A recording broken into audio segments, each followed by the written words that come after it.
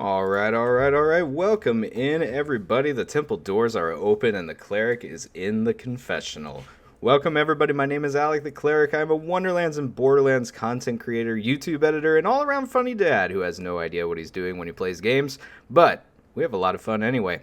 And this is episode 3 of the confessional. I can't believe we're already on episode 3. Where is the time going? Well, this is a show where we interview incredible and interesting people from all walks of life and places in the gaming and streaming community.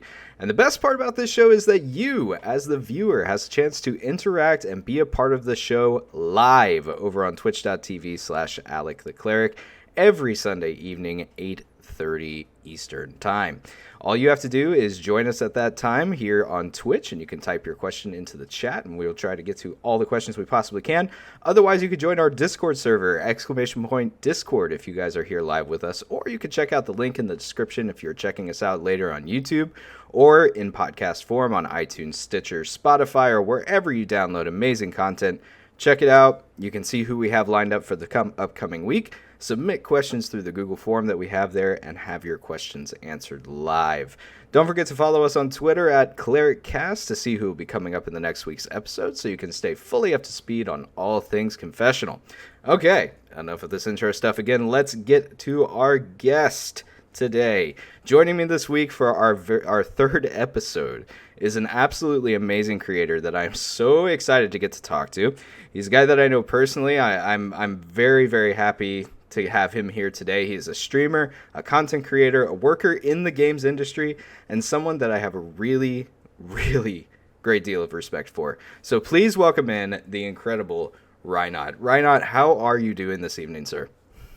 I'm doing very well. Thank you so much for having me, Alec. I'm really looking forward to this. I'm really looking forward to this too. I'm interested to pick your brain about a lot of the stuff that you stream and the stuff that you make as far as your content goes. So this is one of the interviews that I was very excited to get to. So I think we should just dive right into it. So why don't we start by you telling everyone who you are and what you do and what kind of content you create. Sure. So this is, I guess, kind of gonna be like a modified raid intro. I guess it's what I'm just gonna roll with. I almost accidentally used my Twitch raid intro one day at work when I started working with somebody new on my team, and I had to introduce myself because I'm not used to actually introducing myself as hi, I'm Ryan, I'm this person in dev test that you'll work with.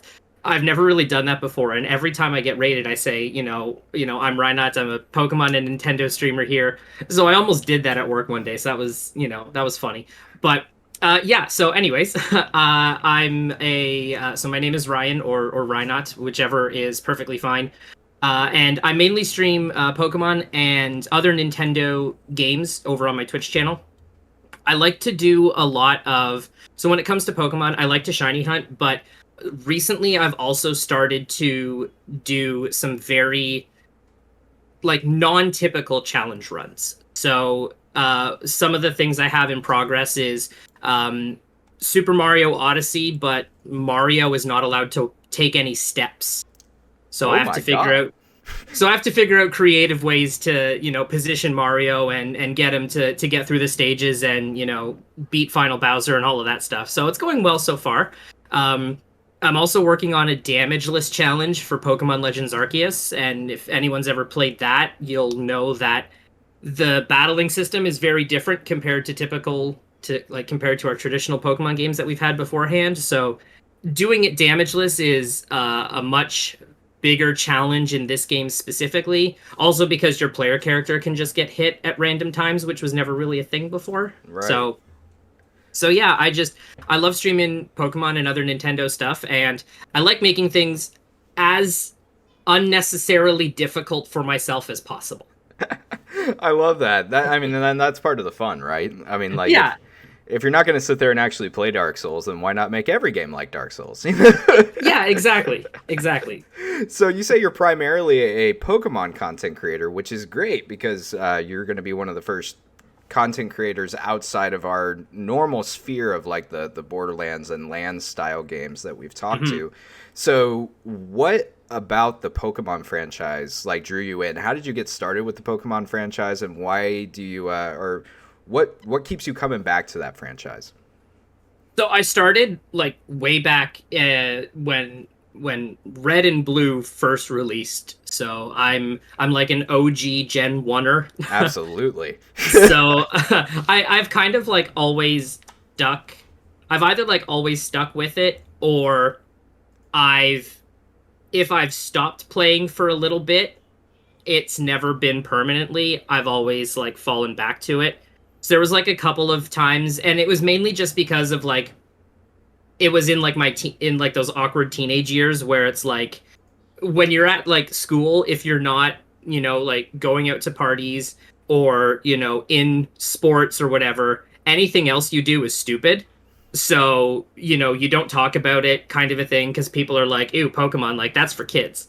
Yeah. So it kind of got a lot. So I kind of just like fell out. But then when I got a little bit older and I, like left high school and got into post secondary, which I took game design in post secondary, everybody in there was just like, you could say, like, I love Minesweeper and I play Minesweeper for 8 hours a day. And people would be like, yo, that's so cool. Like, that's awesome.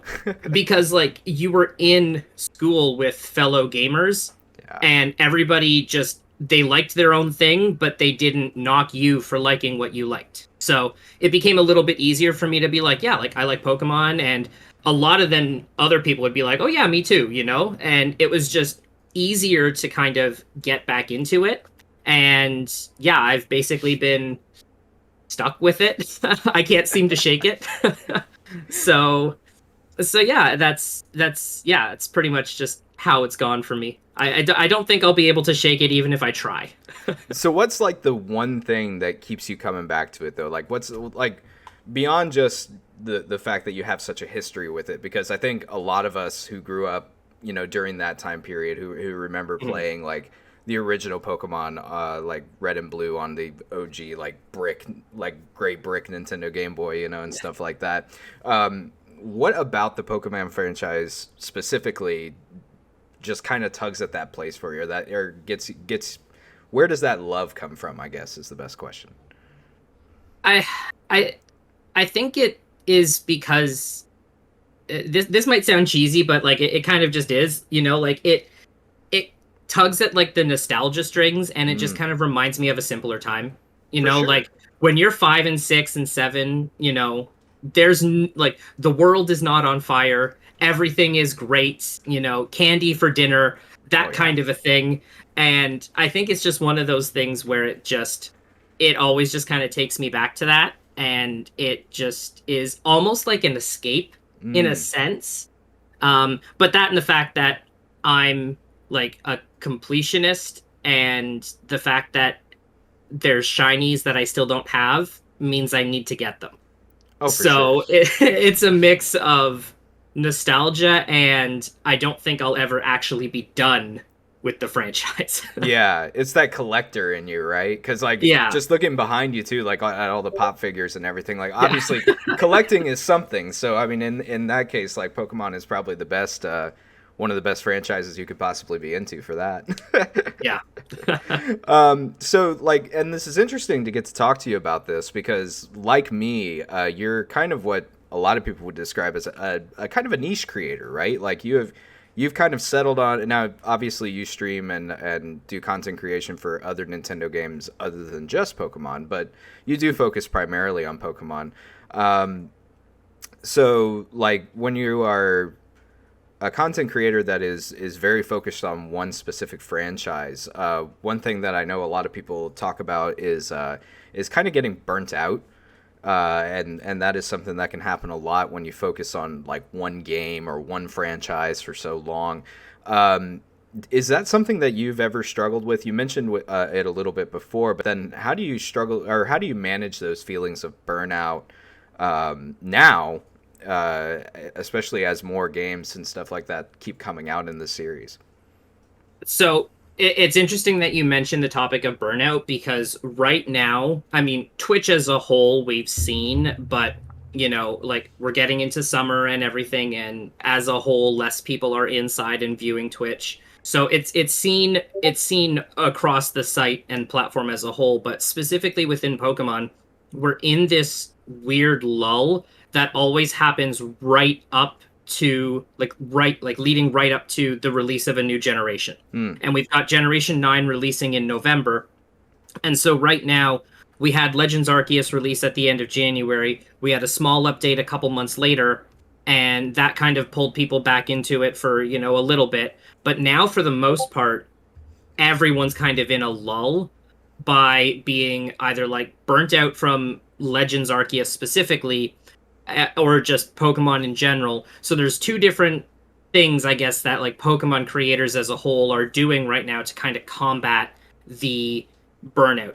The first thing that they're doing is they're using this opportunity to explore other games. So for me, what I've been doing is, yes, like I had always been kind of doing other Nintendo stuff, maybe as like a 90-10 split, like 90% in favor of Pokemon. But now I've kind of shrunk that down to like 60 to 70% Pokemon and have the rest of it Nintendo, so that, I still keep up with Pokemon. It's still there because it is kind of like the forefront of what I stream. But if I'm going to be doing it constantly, I am going to burn myself out, and then I'm just going to not want to stream or do anything surrounding content creation. So I scaled it back a little bit and have, incorporated a bit more other Nintendo stuff. So that's the first thing that people are doing to kind of combat this burnout. And the second thing is, and this is what else, the other part that I've been doing on the Pokemon side of things, is finding ways to make it fresh. And so that's why I started doing like the damageless challenge for Legends. It's not just another playthrough of a Pokemon game. It's, I have unique situations and problems that I have to come up with unique solutions to with this run specifically that I would never face in any other playthrough of this game, because I don't have this tight set of restrictions put on my run.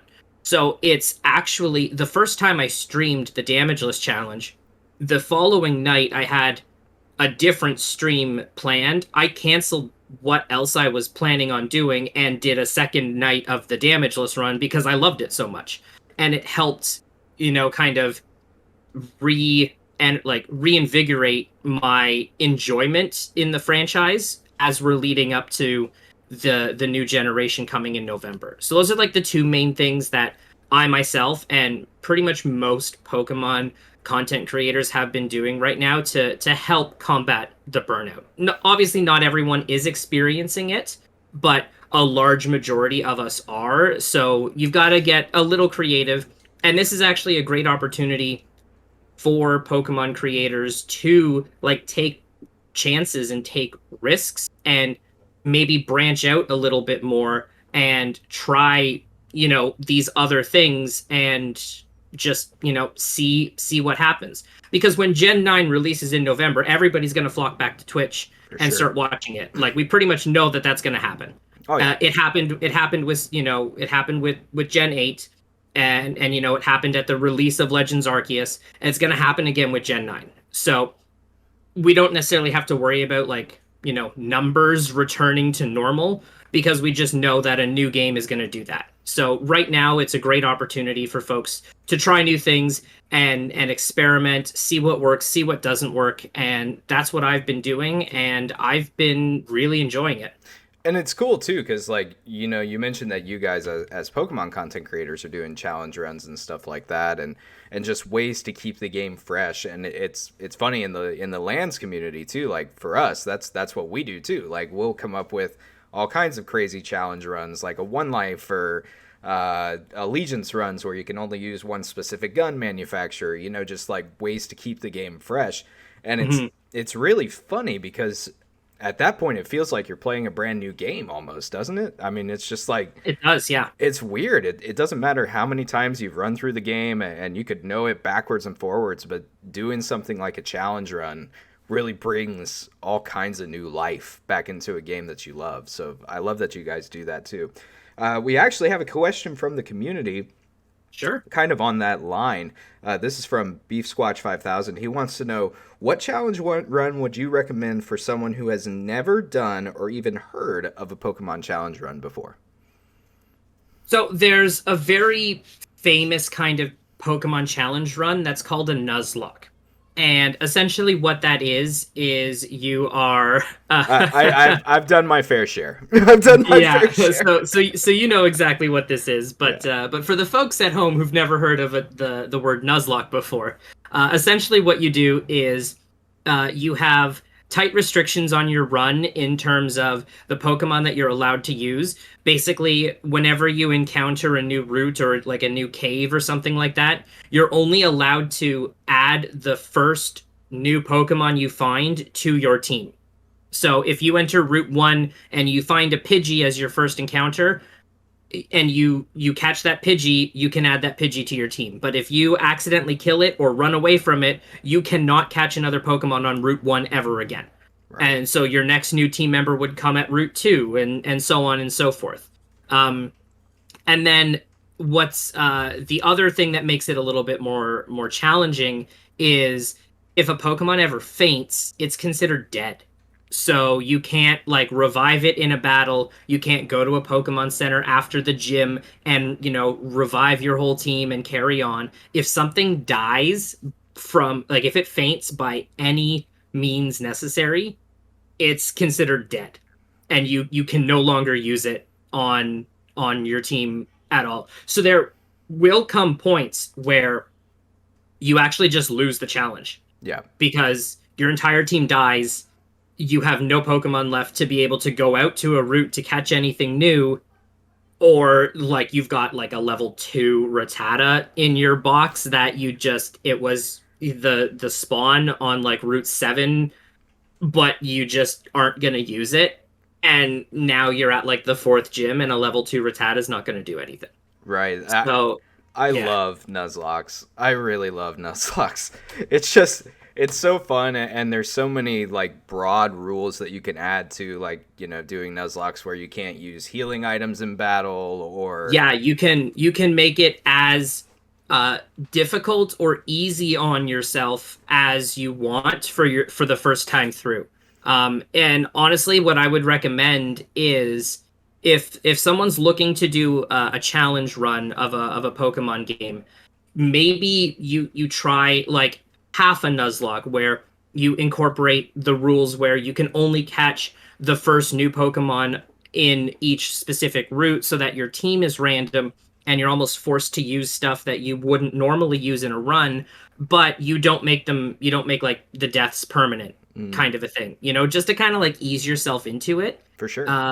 And then as you get more confident and like, oh, this is like I can it doesn't matter what Route 1 throws at me, like I'll be good, like Bidoof against a Garchomp, like it's easy.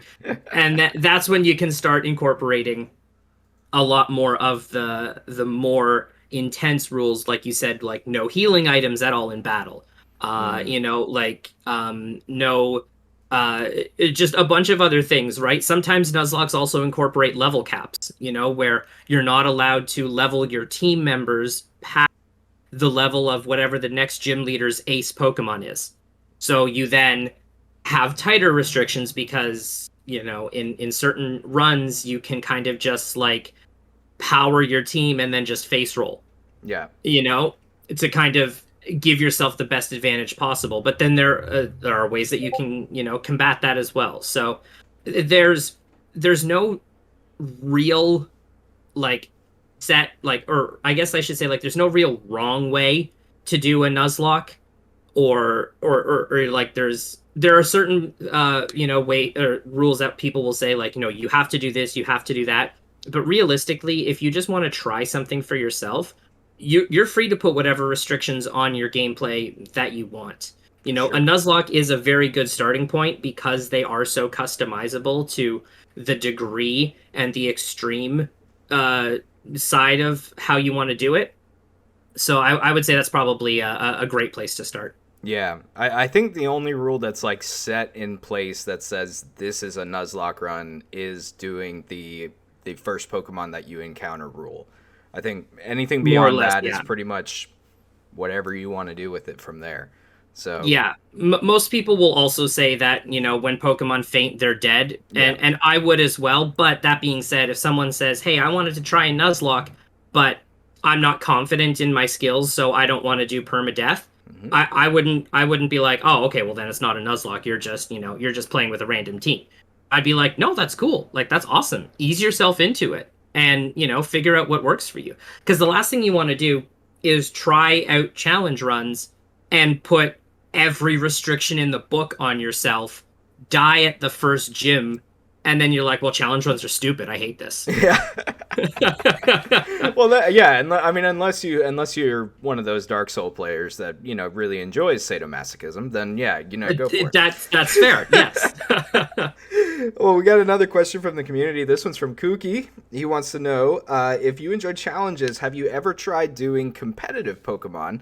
And I'm going to follow that up with a question. If you have, what is that experience like? Because I never got into, like, the competitive battle side of Pokemon, other than the card game. I did that a lot. But for the games themselves, I never did any competitive battles. So was that something you ever got involved in? And if so, what was that like? So I did dabble with competitive a little bit.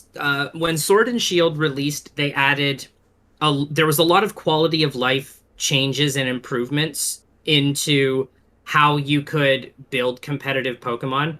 Sword and Shield introduced ways to modify a Pokemon's nature, which we never had before. Oh, wow. And there was just a lot of ways to just basically, you could literally take any Pokemon and basically be able to make it a competitive Pokemon, which hadn't really happened before. You had to, have a pretty decent understanding of how to breed and how to pass down the correct nature so that you kind of had like a good starting point and everything was kind of there in base form, and then you would level it up and make it competitive. They also changed a lot of. They also changed how you were able to change or not change, but level up the IVs, or sorry, the EVs on your Pokemon. Previously, if you were to use like the protein items, you could only use them. You could only use them for so many EV points, and then you'd have to battle for the rest of them.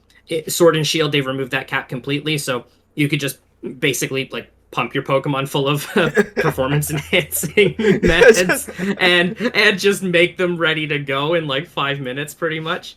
So that was great, and it lowered the bar. It lowered the I guess like the entry bar for a lot of people to get into competitive, which I thought was fantastic. And because of that, I was a little bit more willing to try competitive. And so I did dabble in it a little bit when Sword and Shield first released. I played a Trick Room team, which, if anyone's not familiar with Trick Room, basically what it does is it inverts the speed order. So the slowest Pokemon goes first and the fastest goes last. Gotcha. So I played a team that I played that as my team early on, and I enjoyed it. I did online. I did get up to Master Ball rank, which is the highest rank to get in the ladder for, I think, for 1 month. Congratulations! Holy crap! Thanks. Yeah, it was. I was pretty proud to make it into Master Ball tier, so that was pretty cool. And then we actually, at my work, we had a 16-ish person competitive tournament that I ended up winning. Nice. So that was pretty fun. And I won with the Trick Room team.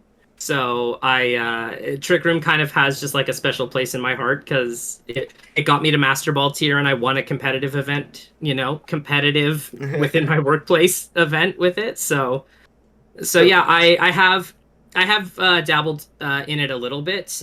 It definitely is. There's so much thinking involved. Yeah, I'll bet. It's like rock paper scissors on mega steroids. Like, and there's a lot of math involved too, right? Oh my gosh, yeah. Calculating out damage percentages and like, okay, if I crit here, like how much is that actually going to deal, et cetera, et cetera. Yeah, or if they crit me here, I'm dead, but if they don't crit, I live and I can get one more hit in, kind of a thing. There's a lot of like risk versus reward, management in it as well. And also trying to like predicting your opponent's switching is a huge thing. If you can, like, I've had the odd like super satisfying play where I correctly predicted an opponent's switch and was able to line up that slot where a new Pokemon was going to come out Mm, and line it up with the super effective move that would kill the Pokemon that was coming in, and it nice. ended up working. But if Hey. but it was like a super awkward situation where like if they didn't switch, the move that I used just wouldn't have done any damage at all. So it was, again, it's one of those things where it's just like you have to play the odds and basically be like, is it worth taking this chance because I think they might switch here. Gotcha. Right? So there's just a lot of different things and angles that you need to be looking at in the competitive scene. And I tried it for a little bit and I enjoyed it. Like I enjoyed what I got out of it, but it was, for me, it was almost, it felt like it was a little too much and not something that I felt like that I'd really be able to commit to and stick with. But I did try it for a little bit and had fun when I did it. Very cool. Very cool. I didn't realize it was. I mean, it makes sense in the context of the games that the competitive aspect would be just as kind of, numbers crunchy and stuff like that as the game Yeah. itself can be. So that makes, and you've, I mean, on like a whole nother tier though, because I mean, for the people that get super competitive into it, I'm sure there's like spreadsheets and all kinds of stuff involved with that. Yeah, so some of the things that I would look up as I'm like building a team, there's damage calculators that you can pull up. And it's, like you put in your Pokemon and you put in the nature and the EV spread and the move that you're going to use and what your opponent is and all of their stats, and it will give you like a damage range, and it'll be like, this is either like this move is a guaranteed one shot, or this will take you 2 to 3 depending on how your damage rolls go, that kind of a thing. Like it's so much math, it's crazy. Yeah, that is nuts. That is nuts. Another question from the community. This one comes from Ozo Vapes. He wants to know, what is your favorite Pokemon? And he follows that up with, if it's not Psyduck, you're wrong. But I'll I'll expand that a little bit and say, like, because I know that's got to be kind of a little bit of a Sophie's choice there of like choosing some of your favorite kids sometimes when it comes to Pokemon games. So like, if you need to, you could do it by generation or whatever. But like, what are some of your favorite Pokemon, or some Pokemon that you kind of identify with, or however you want to answer that? Yeah. So my all-time favorite is Ho-Oh. Oh yeah. I Yeah, that's for me, that's my all-time favorite. I absolutely love Ho-Oh. I know there are sometimes people say, "Okay, but now like what's your favorite non-legendary?" And honestly, outside of that, like it's hard for me to pick one that is that's like my favorite that's a non-legendary. Like I absolutely love Greninja. I Yeah. You love go. Politoed. I also love Driftblim. Just a soul balloon hot air, like a soul hot air balloon. Just I really kind of like that. it's um, that's amazing. but but yeah, like those are some of my favorites. But yeah, Ho-Oh definitely all time number one favorite.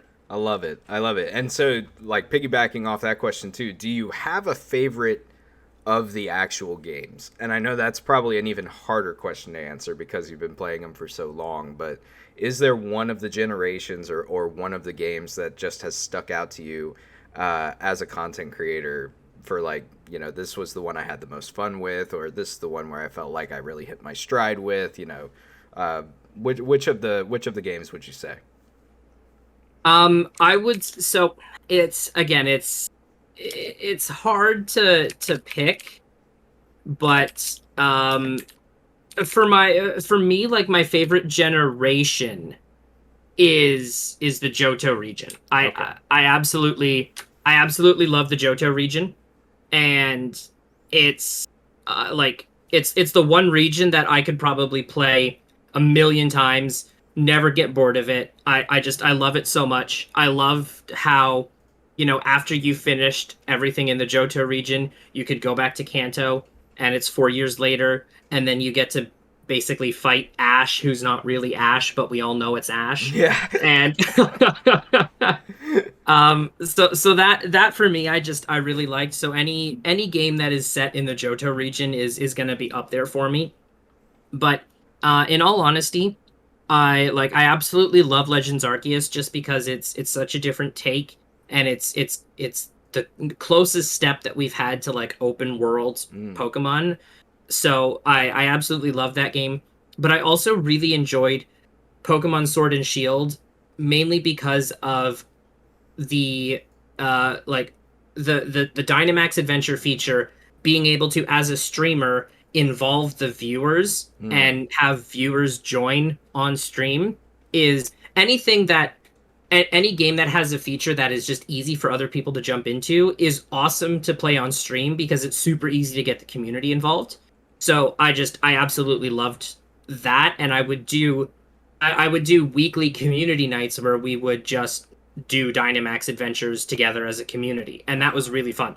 That's amazing. I love that. Yeah, and so with Gen 9, it the having people join your game is not, it seems like anyways, it's not just restricted to one specific feature. You can just have people jump into your game like whenever, and you can just like explore and roam around the region together. So that's going to be amazing to do with the community and be able to get them involved with that, because like it's always exciting for viewers to be able to join in on a streamer's game, because then like it's fun for them, because it's almost like a hey, I'm on TV kind of a thing, like there I am.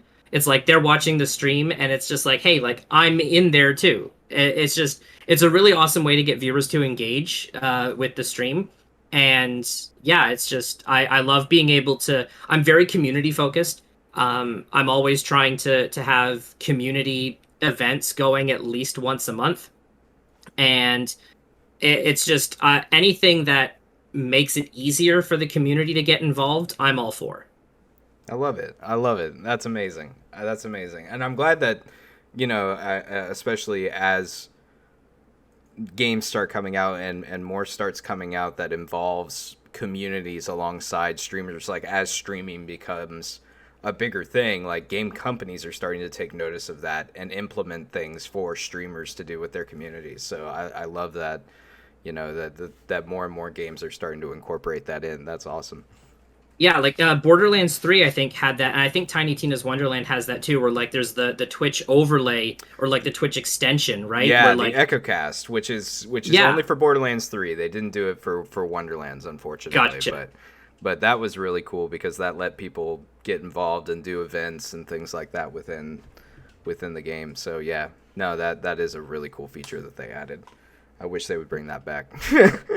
Yeah, it's like you said, it's awesome when like when games are being made, that the streaming and the content creation and playing with your viewers side of things is taken into consideration for certain features being developed, or just how the game is made overall, or even how they market it. Yeah. Like it's a very prominent thing, and I don't think it's going away. Like I don't see it going away ever.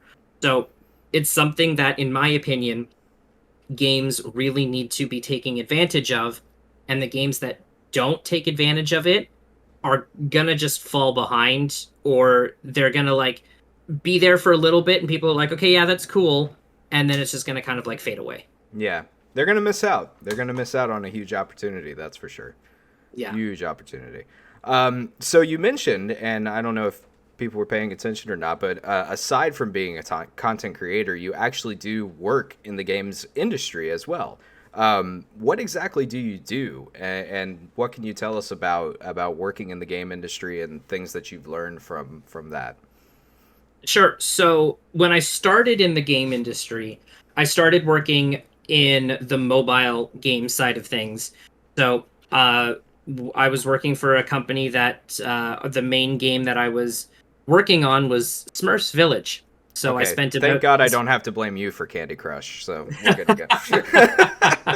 go. no, so yeah, I spent about a year and a half working on Smurfs Village. So I got to see the the insights of mobile development, and working with multiple different devices. Like there would be times where we'd have an update that we were getting ready to push out, and we'd have to check everything across like iPhone 4, 5, 6, 7, 8, 9, 10, everything, and all the iPads and everything. So there'd be times where I would have like 4 or 5 like phones just on the desk in front of me, and I'd be trying to like play through the specific bits like all at the same time at the same pace. So I'd like have my fingers in like a really weird way. So I'd be like pushing the buttons all at the same time and just like, making sure everything was good. So that was fun. I spent about a total of 2-ish years in the mobile side of things. And then I started working with the company that I am still with today, and that is Ubisoft. Wow. We got the big boys in the house, not guys now. Ubisoft is here. Just So, so I've been with Ubisoft for just over 5.5 years now, and I work in the testing department, and I'm actually on management. So cool. I'm an associate team lead. So I have a team of testers that I basically help support, make sure they have everything they need to do to get their job done, and work with the production members to help coordinate anything that they need from the testing side. And yeah, it's basically it's a dream job. When I found out that Ubisoft was opening a studio in Toronto, I was like, I'm gonna get there one day. And it's been 5.5 years, and I'm freaking loving it. Oh, that's amazing. So the department that you're working in, and the people that are working under you, you guys are you said testers, right? Yes, yeah.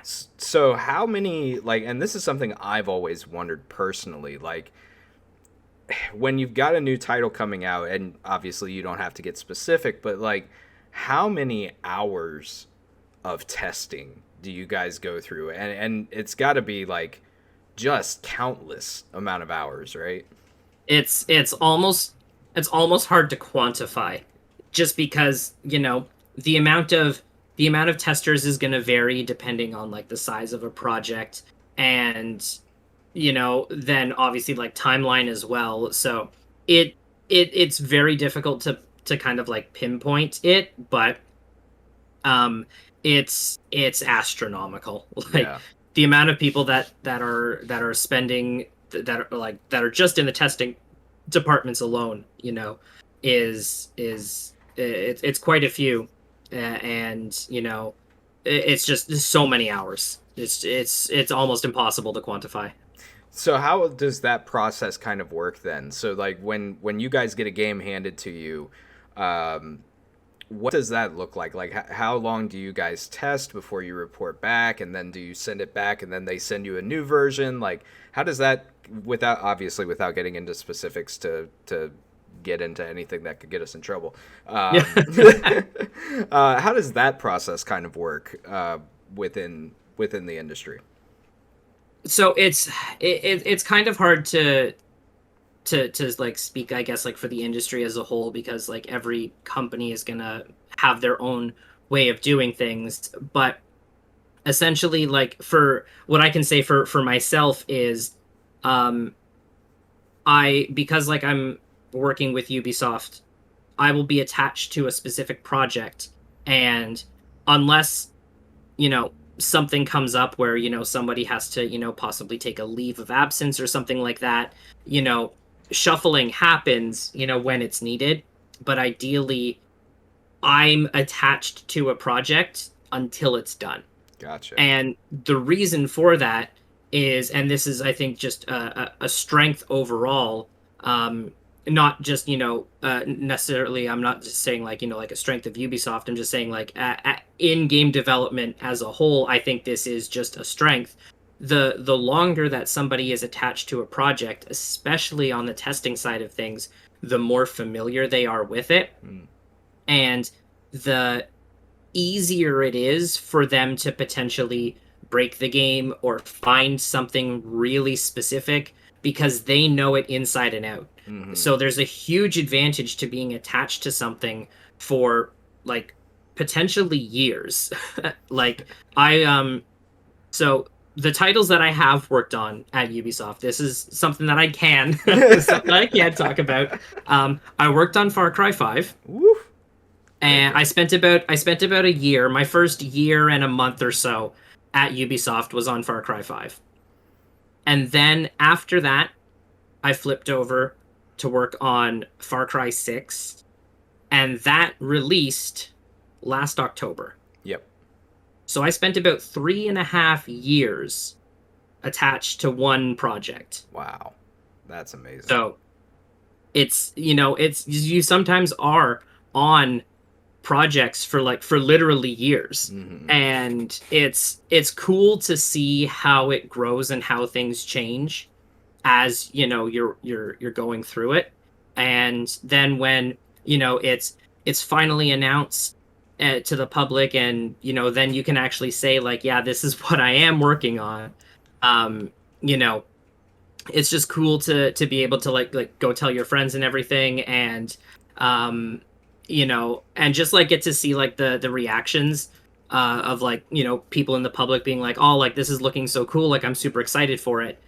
It's cool to hear that about something that you've spent so much time working on. Mm-hmm. Like it's just a really cool feeling. And it's a job that I love. It's an industry that I'm very passionate about, and I'm always striving to do my best and be the best like team lead that I can be, and just trying to just have fun. Yeah. Because like you spend so many hours a week at work, so it's helpful if you love your job.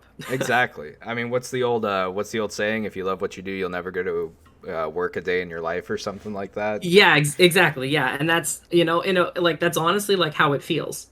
Oh, that's so It's cool. just I love it. Well, props on Far Cry 5, by the way. That is by far my favorite in the entire Far Cry series. I loved 5. I really did. I sunk countless hours into Far Cry 5. So, big fan. Big fan. Yeah, three is my personal favorite. Yeah. I just feel that Voss was just done brilliantly. Yes. Out of any game that I've ever played, he's still my number one favorite video game villain. Just the character was just done absolutely perfectly.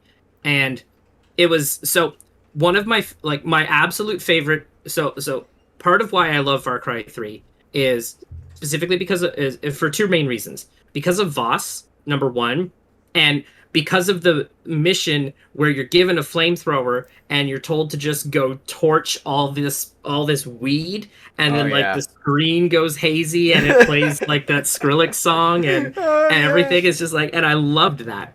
And then it was super cool to just be at work one day, and I was talking about that, and one of the production members that I was just like in a meeting with was like, "Oh yeah, I remember when we designed that." And it's just like, I'm working with these people now. Like, it's so cool. That's amazing. That's got to be kind of just like, and that's what we all dream of as kid gamers, right? Is to one day work in the industry, and you start running into people that are like, oh man, I played the shit out of that game. Oh yeah, well I worked on that game. No way. You know? Yeah. Oh, that's so cool. So being in the industry, does that give you any kind of different perspective or mindset than as a content creator on the side? Like, how does it change the way that you approach content creation, knowing what you know about the behind the scenes process and everything that goes into creating games? It doesn't necessarily change how I create content, but it does change how I respond to people who say, well, they clearly didn't test this. Yeah. Oh. Like when something's broken, it's just like, oh man, like if only they tested this. It's just like, okay, well, all right, time to roll up the sleeves and tell you a little bit how things actually work. Well, please, you no, know please do, because like that and I'm being 100% serious. That was actually a question I was going to ask you, because that's something that, especially in the age of social media where everybody just kind of lambasts their opinion all the time about stuff they have no idea about. Like, you guys as developers, and especially as testers, you guys take a lot of flack for Yes. things. So, like, Yes. give our audience a bit of a perspective as somebody who does do that job. Like, what? Yeah, just go for it. Give us the spiel. So again, it's hard to get into like actual like full specifics, of course, but All I can really say is that there's there's a lot more people that work on a game than just the testers. Hmm. And just because a bug might not necessarily be fixed, or there's like a strange exploit that gets found later on, or something along those lines, that does not mean that it was not tested or it Hmm. wasn't tested properly. It's entirely possible that a small issue or something like that was found, but like there's so many different dependencies, it's just like what time in development was it found, what was the risk versus reward of saying let's devote time to fix that and put it in, and will is it going to potentially break other things, like there's all these different things that need to be considered when an issue is found, and it depends on where in the development cycle it's found. And there are people that it's their job to make those decisions. Hmm. You know, is this something that, we are going to fix? And they then decide if they're going to commit resources and time to fixing an issue. And sometimes things get fixed, sometimes they don't. And it's just the way that it is. Again, it's just that's how game development is as a whole. Hmm. If if you don't release something until every single last bug has been found and fixed, you're never going to release a game in your life. Exactly. you know it's just how it is. And we're fortunate that we live in a day and age now where stuff can get patched. Hmm. Like way back in the day, like whatever was put on that N64 cartridge is gonna be there for until the end of time. Yep. There's no fixing it. So when stuff gets found, it's we just got to stick with it. It's beneficial to us that we're in a day and age where if bugs get found, there are patches that can be released that can fix things, And you will get some people that will kind of argue, well, okay, does that mean that developers are getting lazy because they can just patch stuff? I wouldn't say that that makes developers lazy because stuff can get patched, but it is a um not like a crutch, that's not the right word, but it is an option, I It's a guess, is the better way fallback. to You, say it. you got a Yeah, backup exactly. plan, you know? Yeah, like if something is found, hey, we can still fix it. Right. If it ends up being a much bigger problem than we thought, or if something just completely different is found that we never found beforehand, just because, like when, say for example, if you've got like 300 people testing your game, Hmm. right? 300 people playing a game is you're going to find fewer things than when it goes to launch and you now have 2.5 million people playing it day one. Yep. Like Absolutely. 2.5 million is significantly higher than 300. And 300, Absolutely. 300 is just an arbitrary number, But it's like, if you have like literally like a 1 in a million bug, 300 people playing through the game are not necessarily going to find it. Right. But when 2.534 million people buy the game, hey, it's possible it could come up, you know?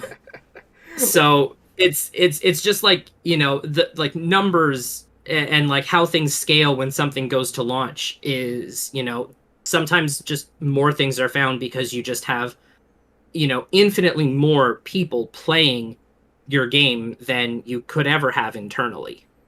Yeah. Well, and that's the beautiful thing too about like you were saying with today's day and age in gaming is like, gamers are very, very good at finding ways to break games. Like that's just and that goes It's speed running is a thing because games yeah. can be broken. Exactly. Exactly. So I mean, we are kind of in a beautiful age where things can get fixed when they're broken. And I think that kind of as an outsider looking into that does kind of give people this like, well, if they know it's broke, why can't they fix it? And it's just not that simple, like it's Yeah. really not that simple. Some people seem Yeah. to think that it is, but it's just really not.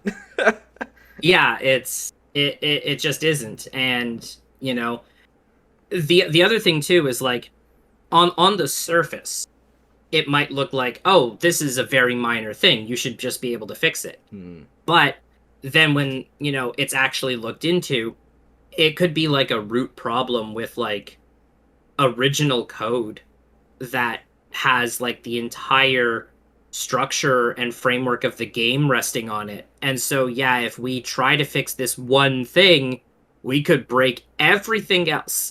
Yeah. So, in that point, it's like it's not worth trying Yeah. because the risk is so high.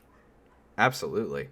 Absolutely. It's just it's a whole bunch. It's like the what was that kid's game? Pickup sticks. You know, like if you wiggle one stick, you're gonna wind up wiggling 16 others and stuff like that. Like it's all interconnected. There's not a whole lot that's just Yeah, an easy fix. yeah, or it's like if you've ever played Kerplunk, it's just like, Yeah. oh, like yeah, like I can pull this thing out and I just get one, but then you don't necessarily realize like that one that falls was holding 12 others in, and now they've all got a route to come out, and you've just lost basically. Yeah. Exactly. Well, that's cool, man. I appreciate that perspective because that is something that I think a lot of people forget, especially when we get passionate about a game. You know, when we're so passionate about a title or something like that, and we just want it to be perfect. And it's easy to forget that there are people like you guys behind this project, and you guys are just people too. You're not gods, you know. Yeah, yeah, we're just regular people that have a passion for making games that other people are going to enjoy. Yeah. It doesn't make us, yeah, like you said, like doesn't mean that just because we're the ones that are working and making them means that we have magic hands and we just everything that we touch is perfect. Yeah. Like we're human beings. We're gonna either think things are gonna work well that don't end up working well, or we're gonna think, hey, this sounds really cool and everybody loves the idea, and then it goes to market and everyone's just like, oh, this isn't eh kind of a thing, right? Like, so it's, yeah, like you said, it's we're people too, and I think that's just a really important thing for other people to remember. For sure, for sure. Got another question here. This one is from Mother Stacy. She wants to know, what is something that you are most looking forward to in the next few months, whether that be through streaming or life or work that you obviously can't talk about because of NDAs. Damn you, NDAs. But but what are some things that you're looking forward to over the next few months? Well, this isn't necessarily over the next few months, but it is by the end of the year. Come beginning of December, I'm gonna be an uncle. Oh, congratulations! Congratulations, Thanks. that's Yeah, awesome. I'm super excited for it. So, yeah, my brother and his wife are expecting, and she's due in December. So that should be a really exciting time. Yeah, So I'm looking forward to that. that's going to be awesome. You're going to be the fun uncle that's also a game developer, and yeah, Yeah, I'm gonna be that one uncle where the kid's always just like, "Oh, can I go to their place?" Uncle Ryan's So got all the video games. Yeah, well, yeah, Uncle Ryan exactly. also works for a game company. Okay, so All the stuff that like my brother won't let them do at home is just like, just come over to Aunt and Uncle's and we'll take care of you. Don't worry. you are dangerous. As a parent myself, that's dangerous, and I love it. I absolutely love it. Well, let's get a little more specific too about the Pokemon franchise, because obviously we've got another Pokemon game that's been announced to be delivered in the next few months. November, is it?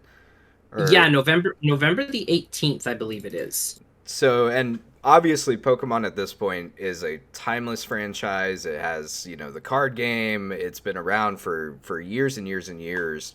So as a Pokemon focused content creator, what is something that you really hope to see for the franchise going forward? Like, what do you think is something that would, continue to bring this franchise to a new audience and get more people hooked into it the same way you've been? So I feel that it really looks like that Pokemon is starting to go the direction of breaking out of the linear style that we've had for the past 20 some odd years. And they kind of I said this from the beginning of Sword and Shield, and I really feel like I was right. And so Sword and Shield had this location called the Wild Area, Hmm. which was a big wide open space. You could connect online and you could see other people. And I said from day one, I'm like, okay, this is proof of concept for something bigger. Hmm. And then we got Legends Arceus. That was no routes, five massive locations. And it was like, okay, this is the next step for something bigger. And then when they dropped the info trailer for Gen 9 Scarlet and Violet, they just showed that you can just connect with your friends. And, they also said it's non-linear. You'll be able to do the gyms in whatever order you want, and so it's like, okay, I was right. Like this is where they want to take the franchise. And I also think that this is getting like super deep, but this is just kind of like how my mind works. So I feel like Gen 9 Scarlet and Violet is them kind of like almost like unofficially relaunching the whole Pokemon franchise.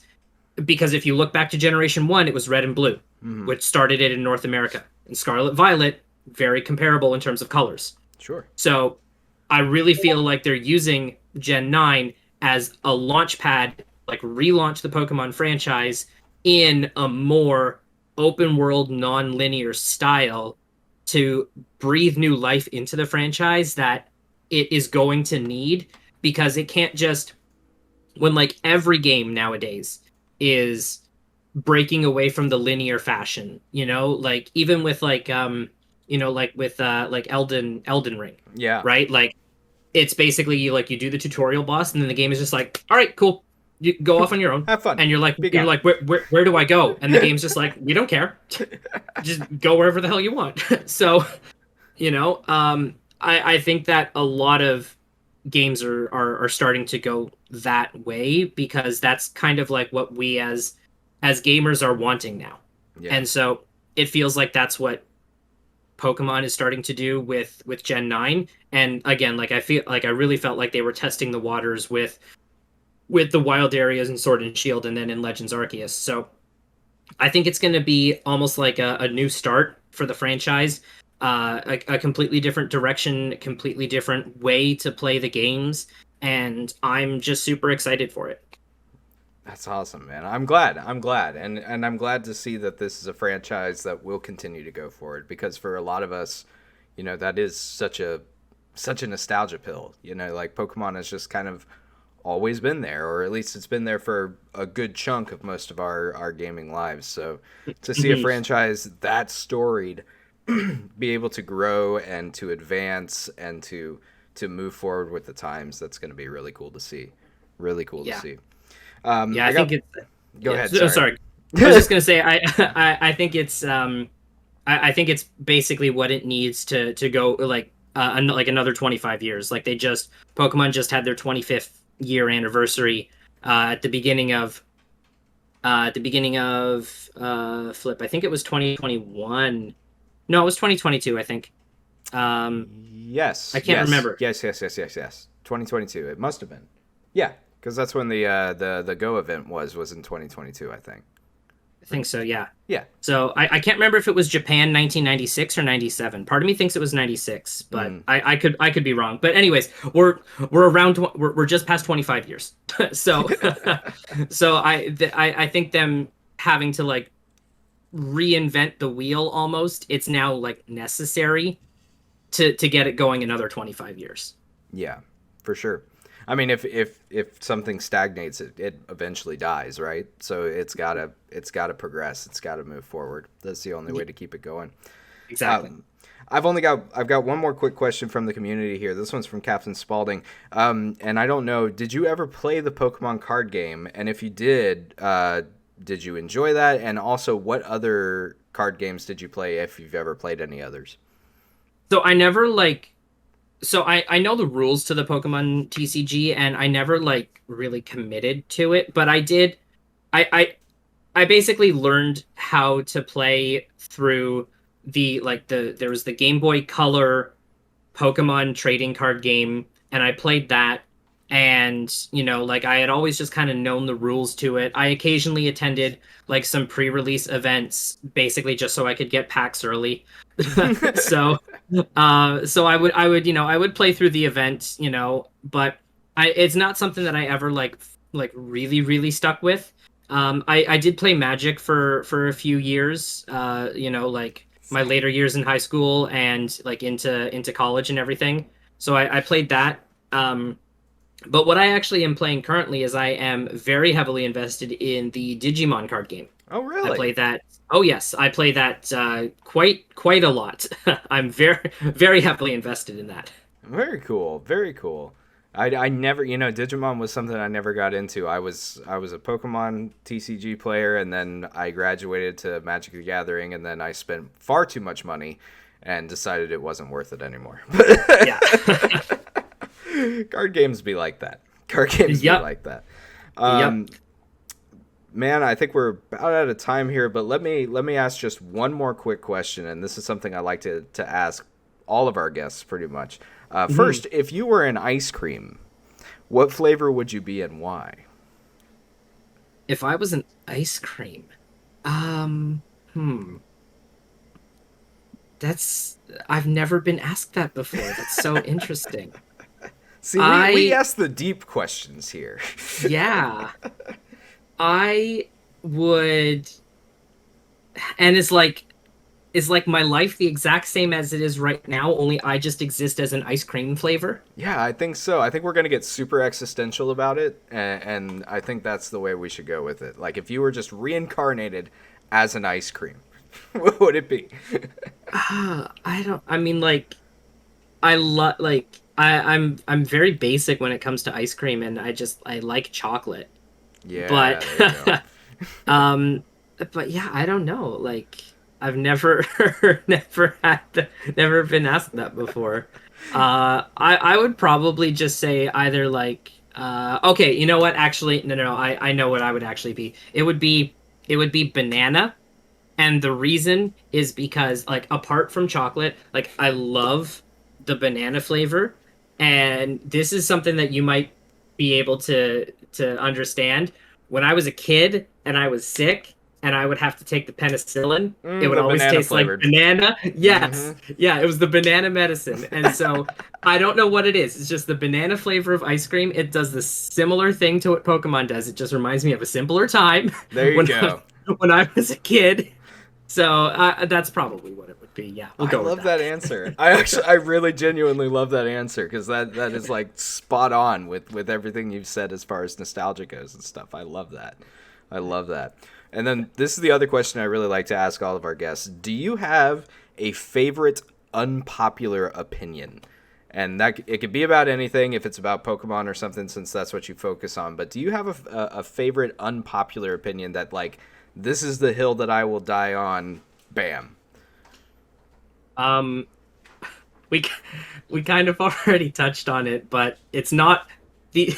This is an unpopular opinion because it's just how things are perceived. But um, I when people say, "Oh, they probably didn't test this game," it's like I can guarantee you it was.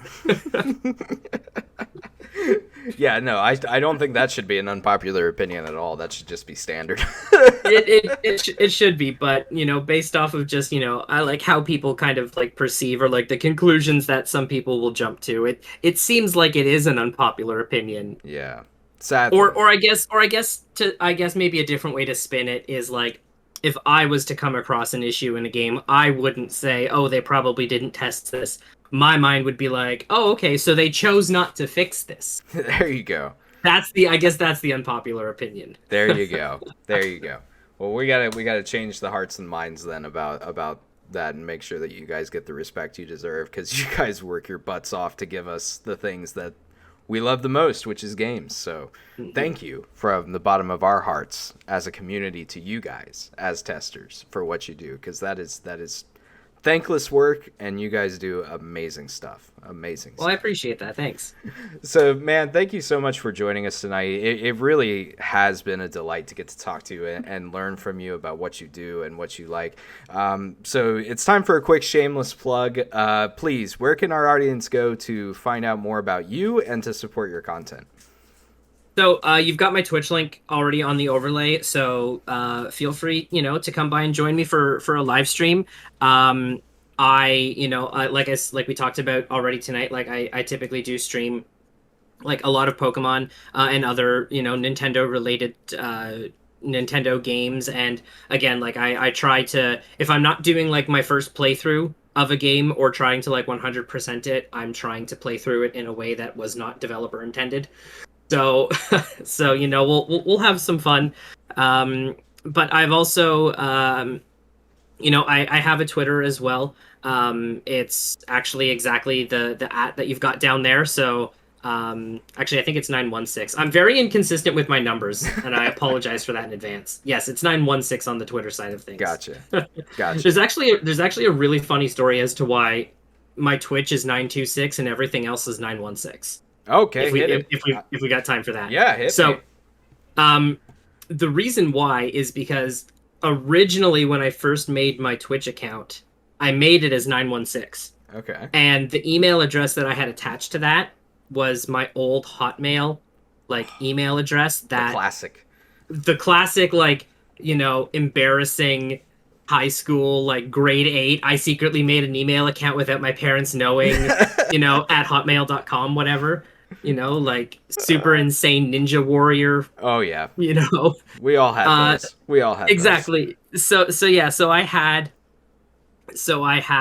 that, and I just completely lost access to the email. I didn't have recovery or anything set up, so I just couldn't I couldn't get back into the 916 account, so I just made 926. There you go. So so I learned my lesson from that, and everywhere else is, I'm good. I've got all of my security measures set up properly, so Attaboy.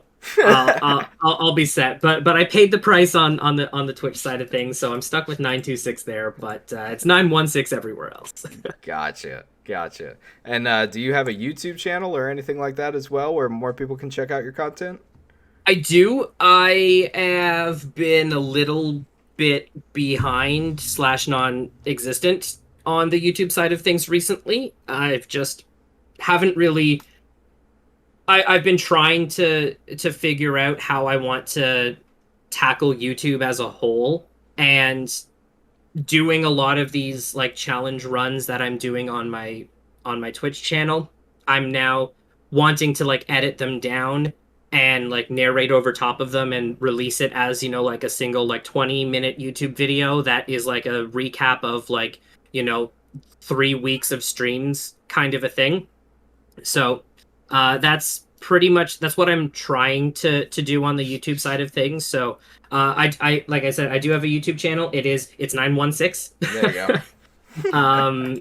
So yeah, I do some stuff there. I've also been throwing like some stream highlights up on TikTok, which is also 916. Perfect. Um so yeah, I'm just trying to keep busy on as many different socials as I can. But yeah, the Twitch is the primary one, and I'm trying to make the other ones work wherever possible. Beautiful. Beautiful. Well, everyone, that is all the time that we have for the confessional this evening. I want to thank our guest, Rynot, again for talking with us and sharing with us. And thank each and every one of you, too, the viewers out there, for joining us this evening and asking your questions. If you do have other questions that we didn't get to tonight, make sure that you head on over to our YouTube channel and you can ask questions there in the comment section below. If there is something, or if you have a guest suggestion, or basically anything, make sure you head over to YouTube. These YouTube recaps, or the YouTube version of the show goes up the very next day, so be sure to be on the lookout for that. Or if you're joining us in audio format on your favorite podcasting site, please leave us a review. We would love to hear from you guys in that way. Thank you again, everyone. Remember, be excellent to each other, and I will see you guys next time in the confessional. Thank you, everybody.